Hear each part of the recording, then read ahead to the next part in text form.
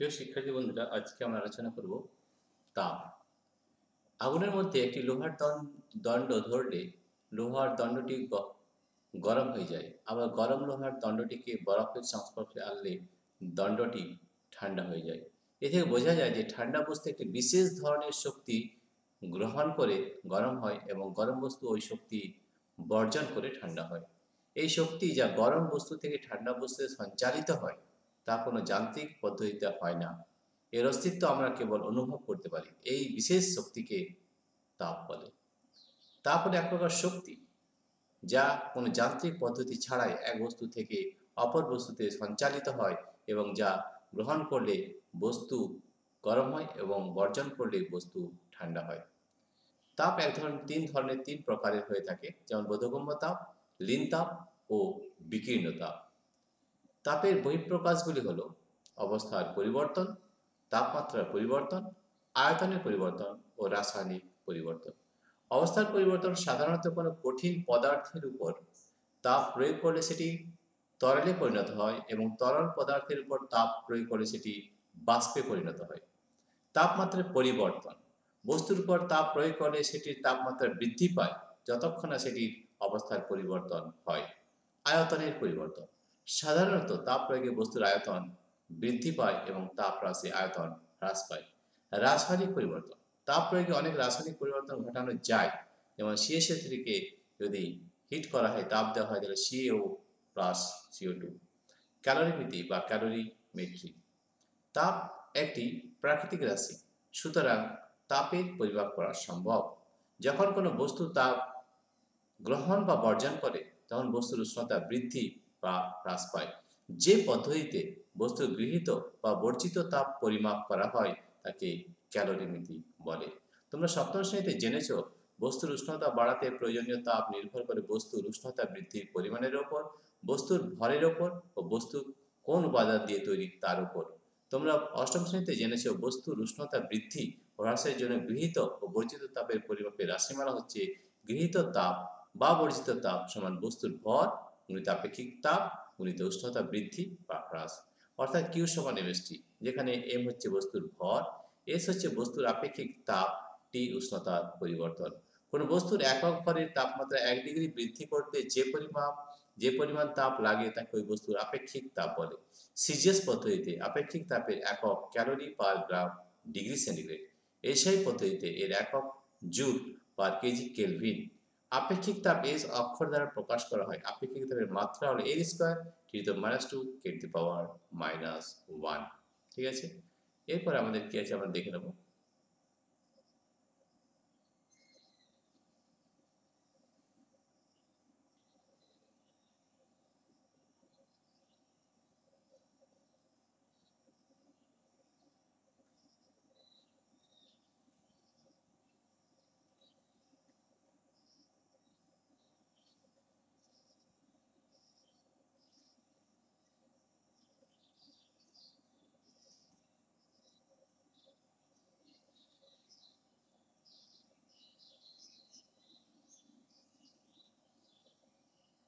Calorimeter, দেখো calorimeter সম্পর্কে আমরা আগেও জেনেছি।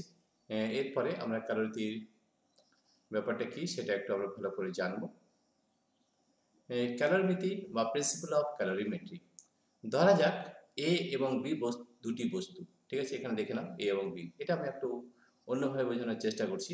তাহলে দেখো আমরা চলে যাচ্ছি আমাদের পেজে চলে যাচ্ছি। আমরা পেজে চলে যাচ্ছি, এই নম্বর পেজ, ক্যালোরি প্রিন্সিপাল অফ ক্যালোরিমেট্রি। ঠিক আছে, তো প্রিন্সিপাল অফ ক্যালোরিমেট্রিতে আমরা কি পাবো একটু দেখে নিই। আমরা সব থেকে প্রথমে আমরা যাব, যেমন ধরো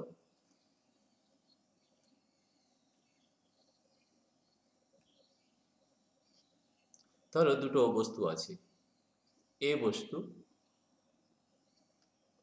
একটা এ বস্তু রয়েছে, আরেকটা বস্তু রয়েছে বি।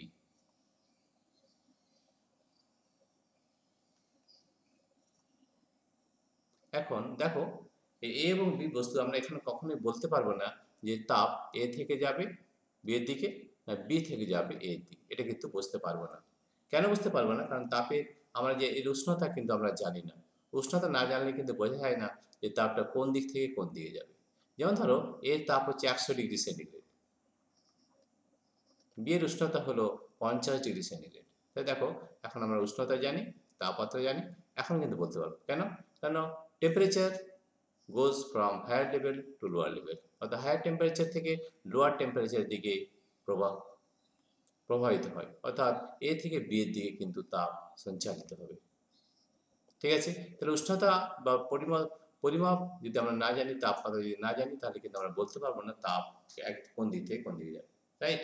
এবং দুটো যদি বস্তু একই থাকে, যেমন এ এবং বি, দুটোই টেম্পারেচার উষ্ণতা যদি 50°C থাকে, এটাও 50°, এটাও 50°, তাহলে তাপ কিন্তু কোনো দিকে যাবে না, তারা কিন্তু সাম্যাবস্থায় আছে, রাইট? তাহলে আমরা দেখলাম যে হায়ার টেম্পারেচার থেকে লোয়ার টেম্পারেচার দিকে হিট কিন্তু মুভ করছে বা তাপ সঞ্চালিত হচ্ছে হায়ার টেম্পারেচার থেকে লোয়ার টেম্পারেচারের দিকে। ঠিক আছে, তো এটা আমরা জানো, এটাকে আমরা প্রিন্সিপাল অফ ক্যালোরিমেট্রি বলেছি, যে এই যে আমাদের বস্তু যতটা তাপ বর্জন করবে, হিট লস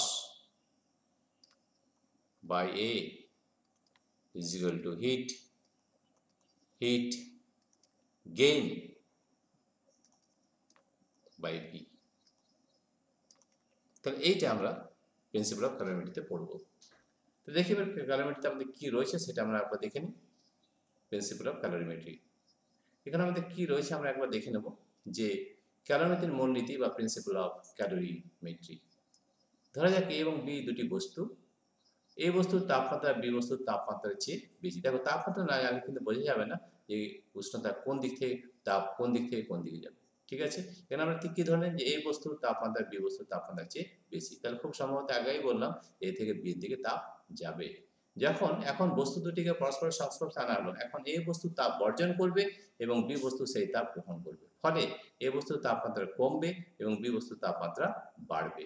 এইভাবে তাপ গ্রহণ ও বর্জন চলবে যতক্ষণ না উভয়ের তাপমাত্রা সমান হয়। যদি তাপ গ্রহণ ও বর্জনের সময় কোনো তাপ নষ্ট না হয়, তবে এ বস্তু যে পরিমাণ তাপ বর্জন করবে, বি বস্তু ঠিক সেই পরিমাণ তাপ গ্রহণ করবে। অর্থাৎ উষ্ণতর বস্তু দ্বারা বর্জিত মোট তাপ সমান শীতলতর বস্তু দ্বারা গৃহীত মোট তাপ। আমি এখনই বললাম heat loss by body A is equal to heat gain by body B, right? এটাই কিন্তু আমাদের ক্যালোরিমেট্রির মূল নীতি। ঠিক আছে, উদাহরণ আমরা এখানে উদাহরণ সাহায্যে আমরা দেখব যে এটা কিভাবে এটা করা যেতে পারে। যেমন ধরা যাক এই বস্তুর ভর ক্যাপিটাল এম গ্রাম, আপেক্ষিক তাপ S1 ক্যালোরি পার গ্রাম ডিগ্রি সেন্টিগ্রেড এবং উষ্ণতা T1 ডিগ্রি সেন্টিগ্রেড। বি বস্তুর ভর m গ্রাম, আপেক্ষিক তাপ S2 ক্যালোরি পার গ্রাম পার ডিগ্রি সেন্টিগ্রেড এবং উষ্ণতা T2, T1 is greater than T2। তাপ গ্রহণ ও বর্জনের পর উভয় বস্তুর উষ্ণতা T ডিগ্রি সেন্টিগ্রেড। এ বস্তু দ্বারা বর্জিত তাপ Q1 সমান m S1 T1 minus T। ঠিক আছে, আমরা ধরে নিলাম। ঠিক আছে, তাহলে দেখো আমাদের গ্রহণ ও বর্জনের পর উভয় বস্তুর উষ্ণতা যদি T হয়, তাহলে আমরা এই বস্তু দ্বারা বর্জিত তাপ m S1 T1 minus T, আর বি বস্তু দ্বারা গৃহীত তাপ হবে Q2 equal to m S2 T minus T2। ঠিক আছে, তাহলে দেখো এখান থেকে আমরা কি পাবো, সুতরাং ক্যালোরিমেট্রির মূলনীতি অনুযায়ী Q1 equal to Q2 হবে, অর্থাৎ m S1 T1 minus T equal to m S2 T minus T2। ধরে নেওয়া হয়েছে তাপ গ্রহণ ও বর্জনের সময় কোনো তাপ নষ্ট হয়নি। ঠিক আছে, তাহলে ক্যালোরিমেট্রির মূল নীতিতে পরীক্ষণীয় পদার্থের একটি তরল হলে তাতে অন্য পদার্থ যাতে দ্রবীভূত না থাকে তা দেখতে হবে। তাপ সঞ্চালনের সময় তাপ শক্তির অন্য শক্তিতে রূপান্তরিত হওয়া কাম্য নয়। পরীক্ষণীয় সংস্থাটি বদ্ধ ক্লোজড হতে হবে, যাতে পারিপার্শ্বিকের সঙ্গে কোনো তাপীয় আদান প্রদান না হয়, তাহলে কিন্তু এই ক্যালোরিমেট্রির নীতি কিন্তু ফলো করবে। এখানে একটা অ্যাক্টিভিটি নেওয়া হয়েছে যে 1 গ্লাস গরম জল নিয়ে ওর উষ্ণতা পরিমাপ করো। এবার একটি স্টিলের চামচে গ্লাসের জলে ডোবাও এবং ওদের উষ্ণতা পরিবর্তন লক্ষ্য করো। কিছুক্ষণ পরে দেখবে জলের উষ্ণতা কমছে এবং চামচের উষ্ণতা বাড়ছে। একসময় দেখবে জল ও চামচের উষ্ণতা সমান হয়েছে। এখানে জলের বর্জিত তাপ সমান চামচের গৃহীত তাপ। তো দেখো আমরা এই যে প্রিন্সিপাল অফ ক্যালোরিমেট্রি বা ক্যালোরিমেট্রির মূলনীতি, এটাকে এখান থেকে আমরা কি শিখলাম, যে উষ্ণতর বস্তু দ্বারা বর্জিত মোট তাপ সমান শীতলতর বস্তু দ্বারা গৃহীত মোট তাপ। ঠিক আছে, এটা আমরা জানলাম। তাহলে এরপরে কি আছে আমরা পরে দেখছি। প্রিয় শিক্ষার্থী বন্ধুরা, তোমাদের যদি এই ভিডিওটি ভালো লেগে থাকে তাহলে প্লিজ সাবস্ক্রাইব, লাইক ও শেয়ার করবে। Thank you everybody for watching this video.